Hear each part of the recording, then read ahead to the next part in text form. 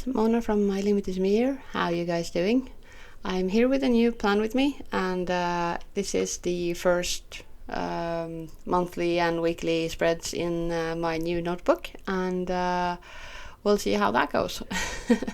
I'm starting with August, of course, and I'm keeping it really simple this month when it comes to setup, and that's because the last few months I've seen what I use, what I don't use, and I tried to simplify it a little bit because I ended up with a lot of empty space at the beginning of each month, especially the notes section, and yeah, I don't use a mood tracker and all that. So I'm doing the monthly overview, as you can see here, and this time it's very easy to make the layouts because the dots are very visible.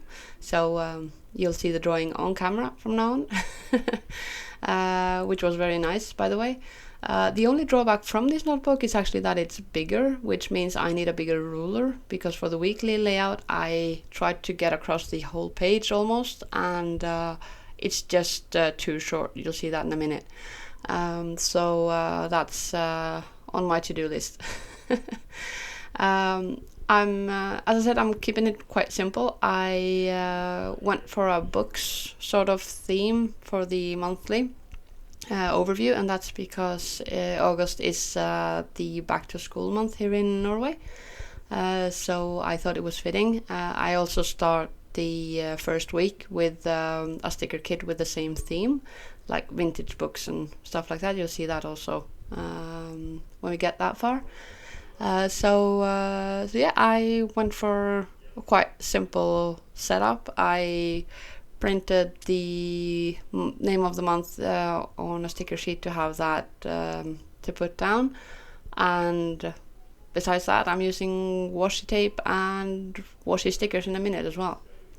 So that's basically everything for this month almost.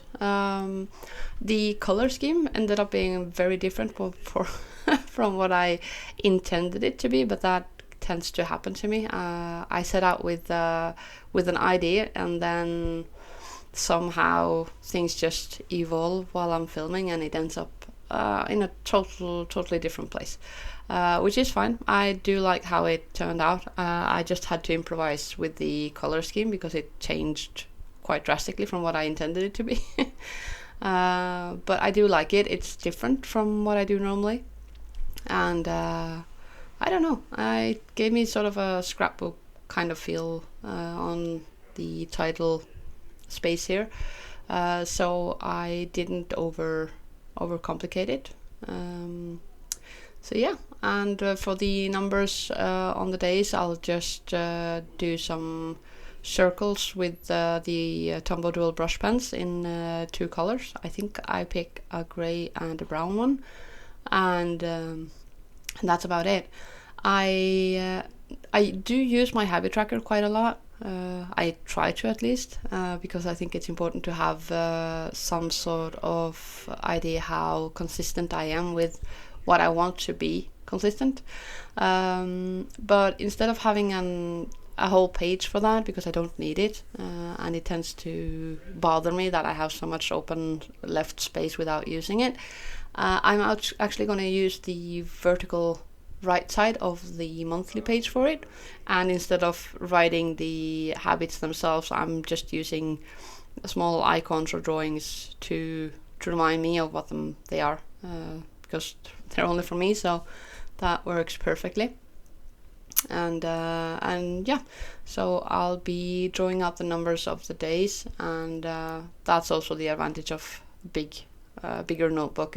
I do have the space for it, so I do like how that looks, and I'll be also looking for half box in a minute to use as a title.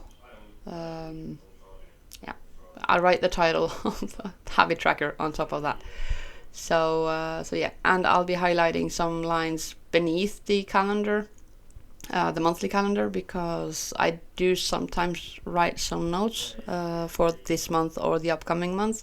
So I wanted to have my space for that still, but not as much as I usually do, because I just don't use it. And knowing me, that might be this month I might find things I have to write down, so who knows. As you can see as well, I didn't do anything on the first page, which would be the backside of the August title page. And I know a lot of people do the hello whatever month or stuff like that. And I used to do that myself too. But since this is the first month of this notebook, I actually think I'll be using that for an index, to note sort of what is in that category. Like the months, and if there's anything I should reference, it will be there. Maybe. I'm still a little bit on the fence what I'll do there. I might just do a title page for the whole category. I'll probably do that now that I think about it. But I might do a small index as well, because I like to see what is in the category itself. Because if you remember the setup of the book, it's one category. It's tab divided, so I have the bullet journal part, or the spreads, or whatever you want to call it, in the first section, and then I have my actual planner in the second one, and I intend to use the third one for my social media tracking and business or whatever. So, but I haven't done anything on that part yet, and well, we're not in August yet, so I haven't started using this notebook either. I did update the future log, but that's as far as I've gotten. I haven't updated the pen pal tracker either, because I'm technically not using this notebook yet, but it's very nice to have it ready to go for when the month starts. So really looking forward to that.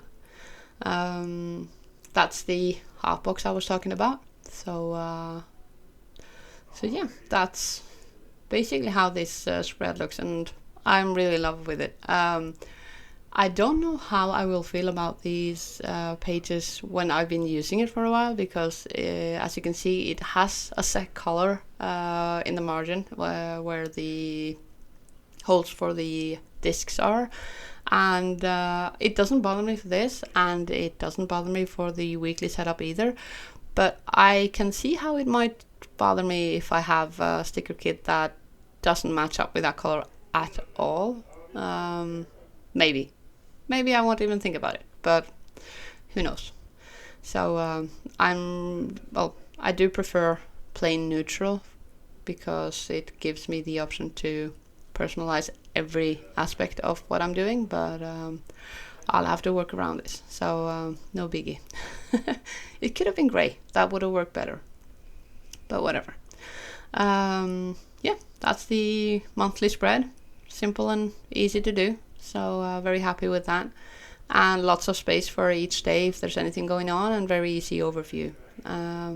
Here I'm drawing out the weekly, and as I said before, the only drawback is the size of the page compared to my ruler, so that has to change, because even if I did get the lines aligned, which I don't, was really bad at that when I filmed this, but even if I did, the dots between where I started and where I have to pick it up is very visible, because the page soaks up a little bit more ink than what I'm used to, so the place where you stop and start again, it's very visible, and yeah, I have to get myself a new ruler basically, but no biggie. I'm not very picky about things like that. It would have bothered me more if it would have been on the top of the page, and well, I didn't do it on purpose, but they land on the bottom, which is nice.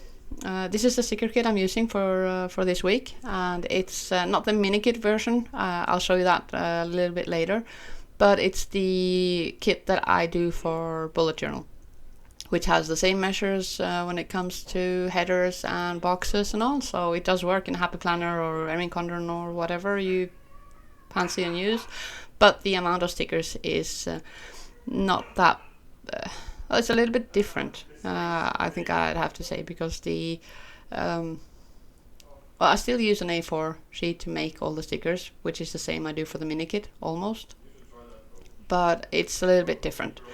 The headers will be the same, but I don't have the functional circle stickers, for example, and I don't have the weekend banner. There's a fewer boxes, but I think it's perfect for the purpose, sort of. There are fewer stickers, basically. So I did add these tracker because I find it very useful for the meal planning. So I wanted that. So I changed out what I had, made a little fewer boxes, and I had that tracker put in instead. I made the script for the meals next week and this week and Happy Meal, which I was missing, so very happy with that, and notes. And I also did a small habit tracker. I think I had that from before actually. So, but very happy with how it turned out. It does have everything I need, plus some decorative stickers, which is also very nice. So, yeah, works out very, very good. I did not try to pull up any stickers. I would have tried to pull up the Happy Meal sticker because it got crooked, but the thing is, I don't think this paper does very well with pulling up stickers. It doesn't feel that way anyway, so I didn't feel like trying my luck with it. So yeah, that's the reason for that. But yeah, I have everything I need here, and don't have a lot of leftovers. I keep my boxes for when I reach this week, so I can put them where I need them. The only thing I know I'll be doing is I've gotten a birthday party to attend on the 8th, and I think that's the only thing I have on the agenda. So, but as you can see with this spread, I've got plenty of room. It's quite a lot bigger actually than the Stalogy, of course. So so it gives me a lot of room for my list, for my tasks, for my notes, which is awesome. And if a day turns out uneventful or with nothing to write, which happens, I can just pull out some fun stickers and make up for that with that, or even put down some quotes or something. I'm very happy with these compositions. I love the background colors against the clip art, and yeah, very happy with that actually. So really enjoying using these, and yeah, I don't know really what else to say about it. I'm really happy with it. I did film some journaling pages decorating just after this video, and I'll be posting that up in a few days as well if I get to editing it. And these sticker kits will be up in the shop today or tomorrow, along with a couple of new things. So if anyone's interested, you know where to find it. The link's in the description, as always. And yeah, no, I'm really happy with with how this turns out. I'm actually going to leave you with some music for the couple of minutes that are left, and yeah, like the video if you did. Please consider subscribing if you want more content like this, and I'll talk to you guys next time. Have a nice day. Bye.